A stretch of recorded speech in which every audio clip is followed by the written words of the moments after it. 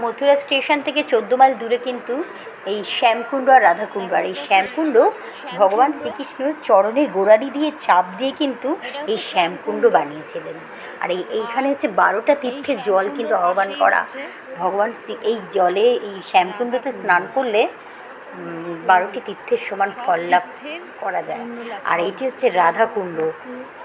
রাধারানী কী করেছিলেন, এটা তার চুড়ি কঙ্কন দিয়ে খুঁড়ে এই কুণ্ড কিন্তু তৈরি হয়েছিল।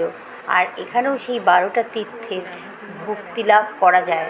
12টা তীর্থের জল, 12টা তীর্থে স্নান করলে যেই ফল পাওয়া যায়, আর এই রাধাকুণ্ড শ্যামকুণ্ডে জলে স্নান করলে সেই ফল লাভ করা যায়।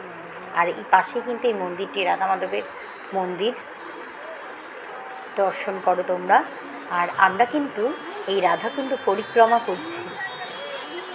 এখানে এই রাধাকুণ্ড কিন্তু স্বয়ং রাধারানী স্বয়ং জলরূপে রয়েছেন, কিন্তু রাধারানীর কৃপা। এই জলে স্নান করলে সব রোগ থেকে মুক্ত লাভ করা যায়। রাধারানীর কৃপা করেন স্বয়ং। এই রাধাকুণ্ডর জল এত পবিত্র।